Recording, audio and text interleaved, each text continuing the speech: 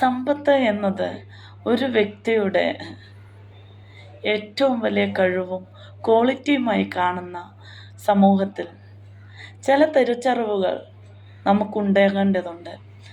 ഒരുപടി സമ്പത്തുള്ള വ്യക്തിക്ക് ജനങ്ങളോട് പെരുമാറാനും സംസാരിക്കാനും അറിയില്ലെങ്കിൽ ആ സമ്പത്തിന് ചെരുപ്പിൻ്റെ പോലും വിലയില്ല എന്നുള്ള ഒരു മഹാസത്യമുണ്ട്. എത്ര സമ്പത്തില്ലാത്തവനും മാന്യമായി സംസാരിക്കാനും ജനങ്ങളോട് സത്യസന്ധമായി ഇടപഴകാനും കഴിയുന്നുണ്ടെങ്കിൽ അവനല്ലേ കോടീശ്വരൻ. നമ്മളുടെ ആളുകൾക്കിടയിൽ ചില തെറ്റിദ്ധാരണകളുണ്ട്.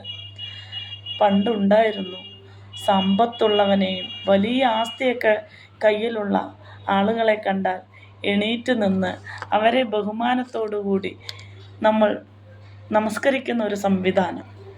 എങ്കിൽ കാലഘട്ടം മാറിപ്പോയി. അത്തരത്തിലുള്ള ചിന്താഗതിയുമായിട്ട് നിങ്ങൾക്ക് മുന്നിലൊന്നും ഇനി ആരും ഉണ്ടാവില്ല. കാരണം ഇന്ന് ഈ സമൂഹത്തിലുള്ള ഓരോ വ്യക്തിയും അധ്വാനിച്ച് ജീവിക്കുന്നവരാണ്.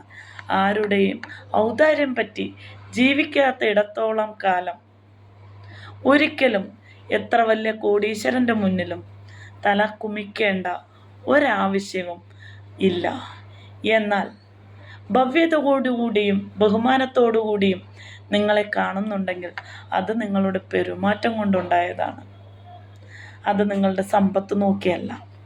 അതും ഈ സമ്പത്ത് യഥേഷ്ടം കയ്യിൽ വെച്ച് അഹങ്കാരത്തിൻ്റെ മൂടുപടം എടുത്ത് സ്വന്തം തലയിൽ വെച്ച് താണ്ഡവമാടുന്ന ചില വ്യക്തികൾക്ക് ഇതൊന്നും തിരിച്ചറിയില്ല.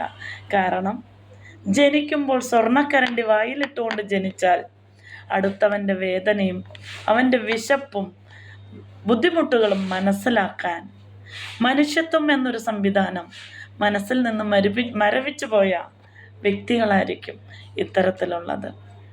ഒരാൾ കരയുമ്പോൾ, ഒരാൾ നെഞ്ചുരുകി പെടയുമ്പോൾ അവരുടെ വേദന മനസ്സിലാക്കാൻ കഴിയാത്ത എത്ര വലിയ സമ്പത്തുള്ള കോടീശ്വരനാണെങ്കിലും എന്നെപ്പോലൊരു വ്യക്തി പറയും, അത് കോടീശ്വരനല്ല, അത് മനുഷ്യനെന്ന് വിളിക്കാൻ പോലും യോഗ്യതയില്ലാത്തവനാണെന്നേ ഞാനൊക്കെ പറയുള്ളൂ. അപ്പോൾ ഒരു മനുഷ്യൻ്റെ സമ്പത്ത് എന്നുള്ളത് അവൻ്റെ ബാക്ക്ഗ്രൗണ്ടോ അവൻ്റെ ബാങ്ക് ഡെപ്പോസിറ്റോ അല്ല. അവൻ സമൂഹത്തിൽ നേടിയെടുക്കുന്ന അവൻ്റെ പേരും പ്രശസ്തിയും പെരുമാറ്റവും അവൻ്റെ മനസ്സിൻ്റെ വലുപ്പം, ഇതിനെ കവച്ച് കെട്ടാൻ ഒരിക്കലും ഒരാളുടെ പൈസയുടെ ബലത്തിന് സാധിക്കും എന്ന് ചിന്തിക്കുന്നത് തന്നെ തെറ്റാണ്. പണം ഉള്ളവന് ഉള്ള പോലെ ജീവിക്കാം, ഇല്ലാത്തവന് ഇല്ലാത്ത ശൈലിയിൽ ആത്മാഭിമാനത്തോടെ ജീവിക്കാൻ കഴിയുന്ന ഒരു സാഹചര്യത്തിലാണ് നമ്മൾ മുന്നോട്ട് പോകുന്നത്. അനുഭവം ഗുരു.